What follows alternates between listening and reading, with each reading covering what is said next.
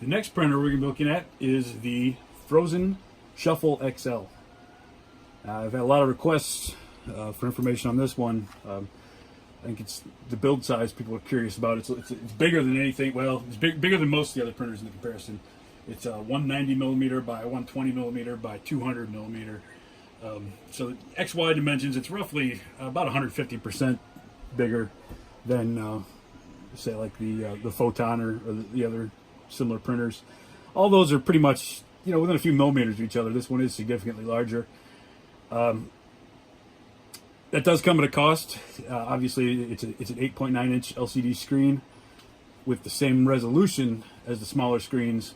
So what you're going to have is a larger pixel size, and that's going to give you a little less XY resolution, about half the XY resolution actually, of the smaller screen models. But it'll be interesting to see how it prints. Now, again, because of the configuration of my racks in here for the print farm use, which is my primary use of this workshop space, I had to move to the other side because I just don't have the room up here on top. This is a bigger printer. It just doesn't fit. So we had to move over to the other side, and I'm going to have to use this little hook here to hold the door open for me. So hope you don't mind that, but we're going to take a look at it here. It's basically right out of the box. The only thing I did do so far is install the handle. Other than that, I haven't really touched it. So we'll open it up here.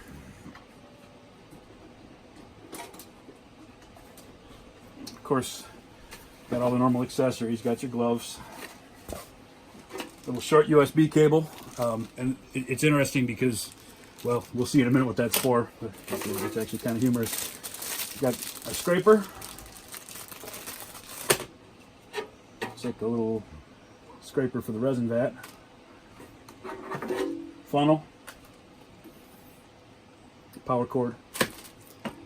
And of course the resin vat itself's already installed in here. Go ahead and remove that.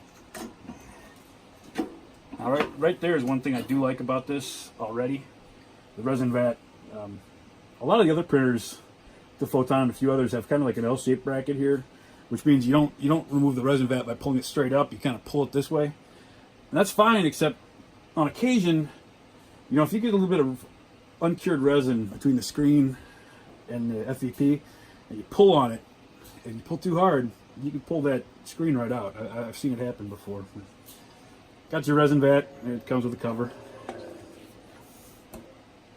And the build plate's already installed.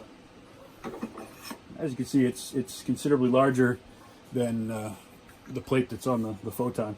It's also sanded, which is kind of interesting, so it's already got a kind of a scuffed up surface. All right, so we'll go ahead and get this ready for printing. All right, boot it up there. It took about a minute or so. Now what we're going to do is we're going to go ahead and calibrate the Z-Axis. There's not a whole lot of information. In fact, there wasn't even a printed manual with it. I did look it up online, and it's kind of a bad manual. There's not a whole lot of information in there. So we're going to go through it as best as I understand it. Hopefully we're doing it correctly. So we're going to go in here to Z-Axis, push the calibrate button. My fingers are a little too big. Please remove the model, clean up the material, loosen the 4 screws. So I'm making the assumption that they want us to do this with the plate or the vat in place, since it's telling us to remove the model and clean up any resin. We'll find out. And then when they're referring to the 4 screws, there obviously are the 4 screws on the plate here.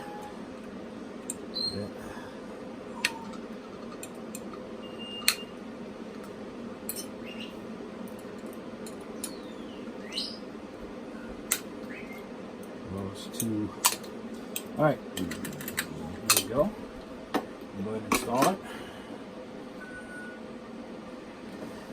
Push next. Let's see what happens. Like I said, you know, we're just following the instructions I read in the manual. I guess we're going to find out in a minute if it's correct or not. I am standing by to yank that power cord out if I need to, if it starts smashing into the glass. Hopefully we won't need to, though. That was kind of one of the points of this test was, you know, when you're getting the thing right out of the box, without any external resources, can you get this thing up and running reasonably? And it's part of the test. And some companies are better with documentation than others. Apparently here they aren't as into it.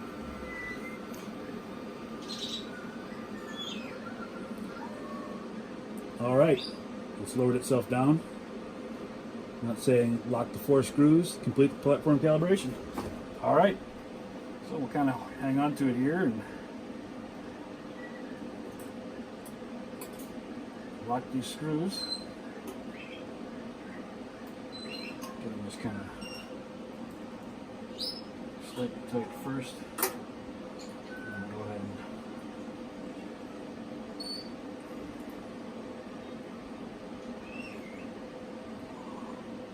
good.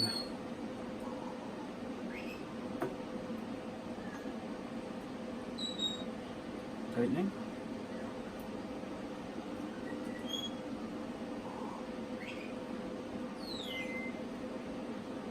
All right, just make sure those are tight, and they are.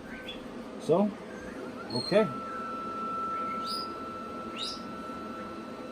The Z-axis is now calibrated. And one of the major differences between the Phrozen and the other printers we've been looking at is kind of how it handles the print files. With the other printers, we've gone into the slicer, we've sliced the file, we've put all the resin settings and all that into there, and then exported it into a file that the printer can read, a G-code file of sorts. And it's got all the information that the printer needs, including the exposure times and all that. The Photon does it a bit differently. In that it uses a resin profile that's in the printer itself, and it's already got the preloaded profiles for the Phrozen resins, and then you can put your own in there for different resins. And then what it does, when you slice your STL file, you're outputting files that basically, you're going to output a zip file with images that the LCD screen is going to project. So it's a little different that way. It has advantages and disadvantages. It introduces a few more steps that could potentially lead to an error. The easiest error to make is when you slice the image file, you've got to make sure that you match that slicing resolution, your layer height, to the profile you choose. So if you slice it at 50 microns, you got to make sure you choose a 50 micron profile. So that's one more slight obstacle there. It does have advantages though. Also, like you can take that same zip file and change the resin settings without having to go back and reslice it. So you can say if you print it and you think it's a little underexposed, you can add a few seconds, print it again. You don't have to go back and reslice and reload the model. So we'll go ahead and load a model. I just sliced the Maker Rook, which you'll remember we've done on several of the other machines, and we'll go ahead and load that into here and try to get a print started and see what happens. So take the USB drive.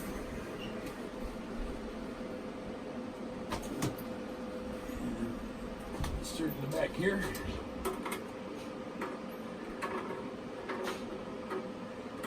Tough. Again. There we go. That's in there. The menu on here that you go to for printing, they call the prints plates. So we're going to go ahead and press the plates button. And we'll go up here, USB, add a plate. Now on here, it's going to give you options for your resin profiles. The resin I've got, and it didn't include any resin, so I went ahead and ordered some separately. This is the the Phrozen ABS-like resin in a matte gray. And once again, got the warning on here: do not eat the resin. All right, so apparently that's very important. And they say they don't label anything unless there's a reason for it. So there's probably a reason for that. They're probably watching newscasts of the Tide Pod Challenge or something. So that's the resin we'll be using. I'm looking on here, and it's already selected in there. That's I guess the first resin on the list. So we're gonna leave it at that. I sliced this file at 50 micron. That's already set. If you did need to change that, obviously you just use the arrows here to change it.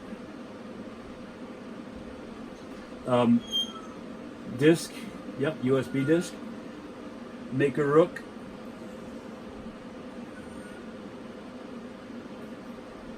And my big fingers, there we go.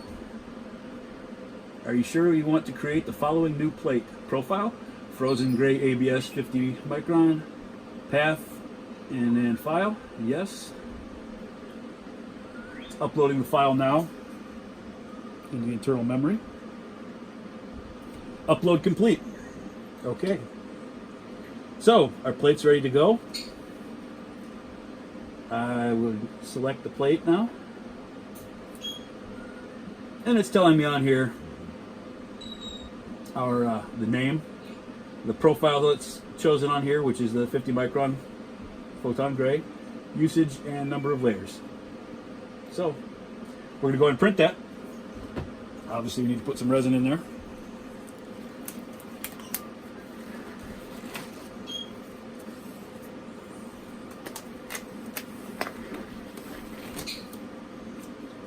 Phrozen has a pretty good variety of resins available, and they aren't terribly expensive. So you'll be able to stick with the factory resins pretty easily if you wanted to with Phrozen. Now, one drawback to the larger printers is it does take a little more resin to fill the tanks and leave them full. So if you're only printing smaller objects, you know, a lot of people think, oh, I want a big build plate, but keep that in mind also, that it's going to take more resin. Go ahead and press print, and it's starting layer 1. So we'll sit here for a little while, watch the first couple layers. Hopefully we'll be able to hear that nice, satisfying FEP pop.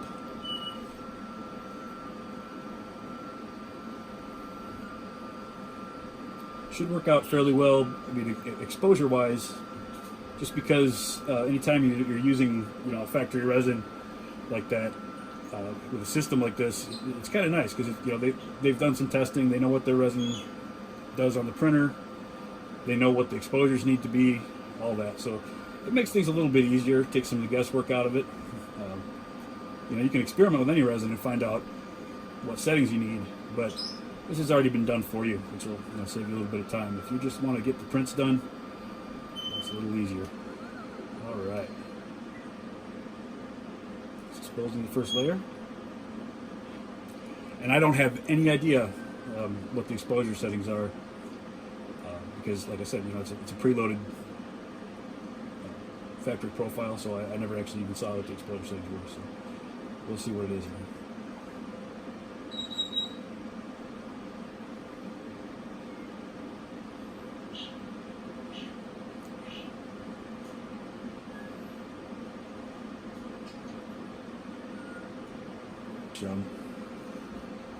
Oh, okay, so we're lifting.